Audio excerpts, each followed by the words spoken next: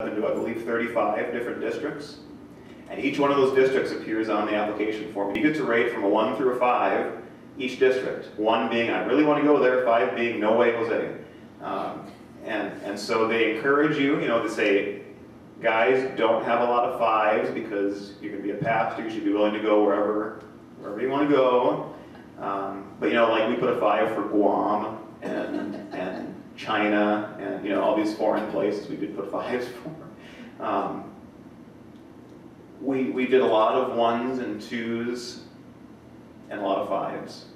We were pretty much open to going to probably 25 out of 35 districts, so we tried to be pretty open-minded about it. And I believe Michigan, I don't know if it got a 1, but it definitely got a 2 for sure. So yes, they take into consideration your needs as an individual, and then also they typically won't put you in a place you say, no way, I don't want to go there. Yeah. That's the short answer. There's always exceptions. This is actually a picture that someone snapped of me receiving the call papers. Can't really tell it's me. And here's some pictures that I took during my years at the seminary that I threw into this as well. Another picture of the lower plaza. There's where the lake actually filled up. Bell Tower.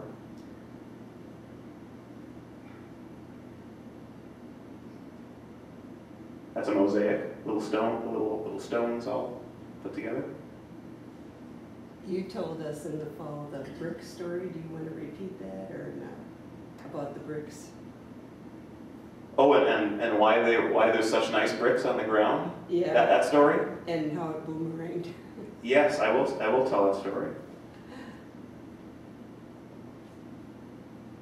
That is Cassie and me in 2005. That was a full year plus before we'd actually moved there. This is us visiting the seminary and checking it out when we were still about to be seniors in college.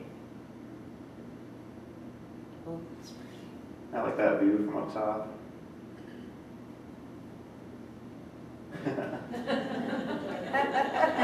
This is right about the time we moved to Fort Wayne, and Reagan is with us, as you see.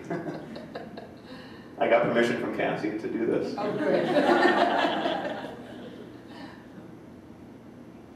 Bell Tower in the spring. Okay. Yeah, the brick story that Karen was saying, it's kind of a sad story. There were some within our synod who wanted the Fort Wayne Seminary to close down for various reasons. This was probably back in the early 90s or so. And some of them were actually on the board of regents that wanted their own seminary to shut down.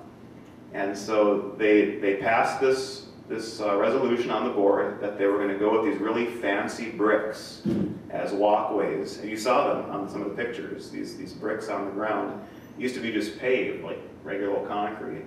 They said, well, we're going to take the concrete out and put new bricks in as a way of making the seminary go bankrupt. Okay? We're going to spend more money than we actually have.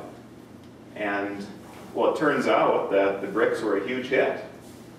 That the students and the prospective students really liked the look of the bricks. And suddenly the enrollment started going up from this point.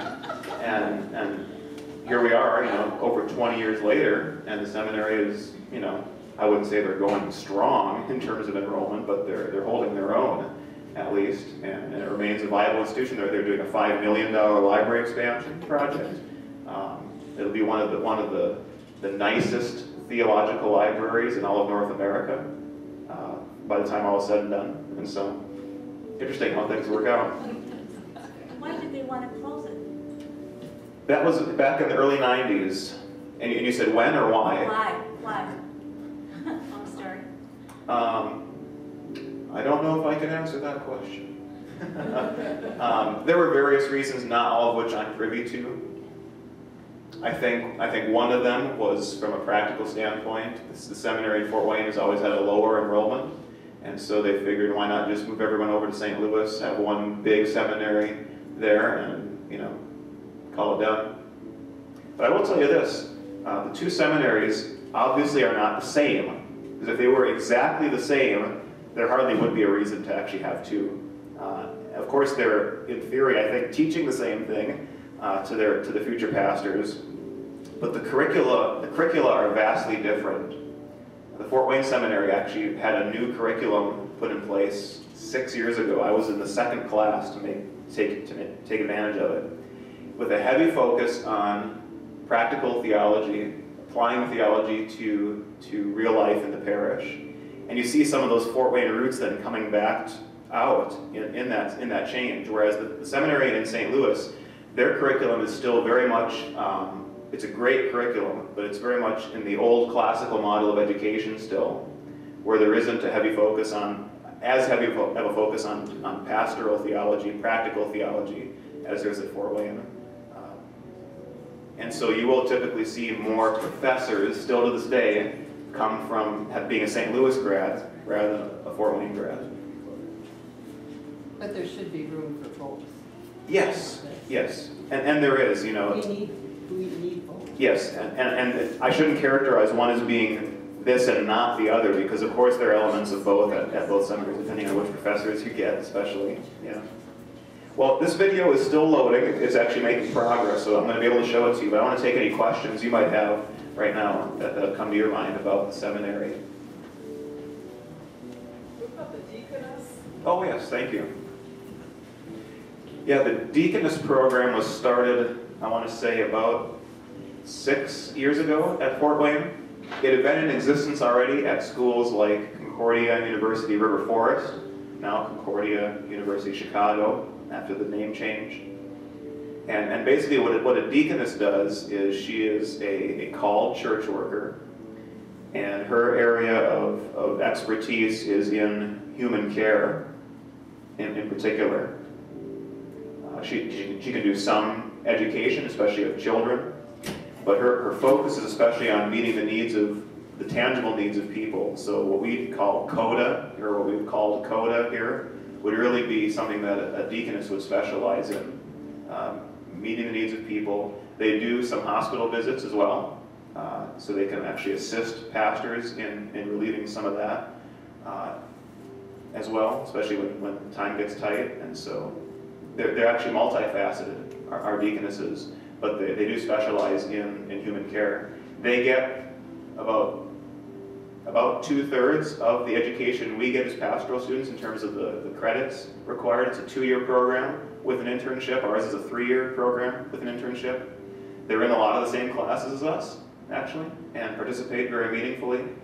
But they do have their own separate classes as well that are more pertaining to what a deaconess is, the history of the deaconess movement, and then human care, meeting those needs as well. And there are programs at Fort Wayne and at St. Louis for deaconesses. And as I said, at River Forest, now Chicago as well. Anything else? Yes. I want to know if there's any online classes that you can take as well. Oh, I wish there were. Yeah, that's one of the things. It's one of the things I recommended before I left. We have an opportunity to fill out a form and say, what would you like to have the seminary do for you in the future? And I said, offer some online courses, because they have these programs that are post-MDiv, which is what I have, a Master's of Divinity. They're post-MDiv courses, but you have to be at the seminary to take them. And so I'd have to go and spend a 2-week intensive period taking classes. I'd have to leave this congregation for 2 weeks if I wanted to pursue further education there and be physically gone from here. And some guys do that. They're granted that time of absence to be gone, and they do pursue it that way. It just takes a long time for it to build up.